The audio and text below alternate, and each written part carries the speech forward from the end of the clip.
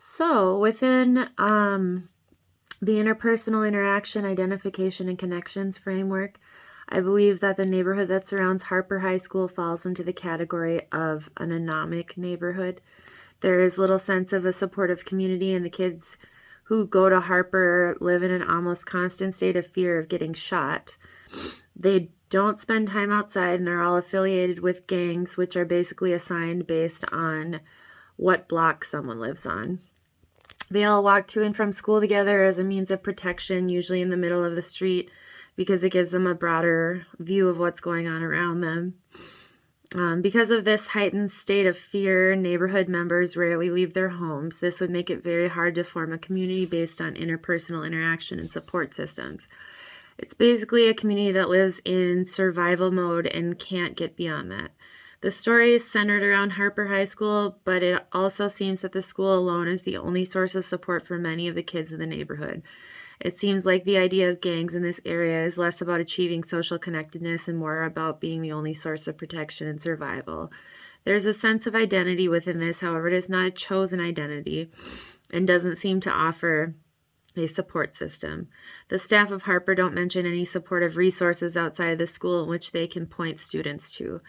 The high school is like an island of safety and support within a very violent and impoverished area. The strength of this framework is that it identifies the type of neighborhood that surrounds Harper quite clearly. A limitation would be that it doesn't address the way in which poverty creates these problems. The political capacity model is something I predict to be implemented within this community. I believe that the neighborhood needs community organizers and leadership outside of the school to affect change, and that it is important to focus on creating positive changes within this community. The life cycle model seems more hopeless, allowing the neighborhood to have a life cycle and eventually fully decay into a non-viable place. I think it's negative to assume that nothing can be done, and it's unsustainable to humanity to keep building new neighborhoods versus fixing what we have. In regard to the invasion succession model, the only thing I can imagine happening to this neighborhood would be through gentrification. I've seen this happen in one of the more impoverished and high crime neighborhoods in Duluth. People started building businesses because the rent was cheap. They bought homes and fixed them up and sold them for more. They made it a popular neighborhood for higher income people. This has led to there being very few low income housing options and has probably been a factor in the growing homeless population in Duluth. I like to remain positive and hopeful, and that's why I see the neighborhood around Harper to be a place that will call for social activism and change. I'd even imagine that this episode of This American Life may have helped to initiate change within this community. As a social worker, I'd look toward the political capacity model and begin organizing the community around lowering gun violence, perhaps creating an anti-violence group, finding other supports in the community and networking between them. And then there's this show that I watch called The Chi, which it's fictional, but it depicts a Black community in Chicago. On the show, through community organizing, they empower each other to create change. They can't trust the police, so they have a number to call, and they send volunteer mediators to houses in crises like domestic violence.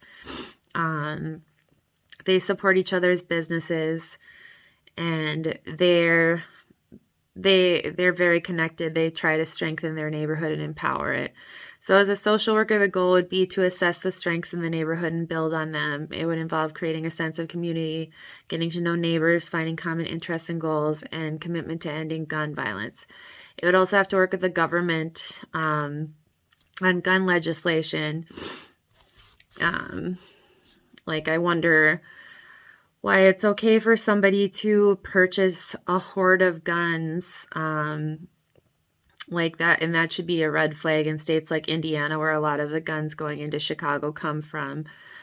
So yeah, part of that would be gun legislation, but also just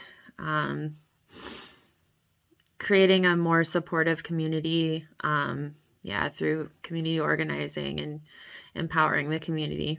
Thanks.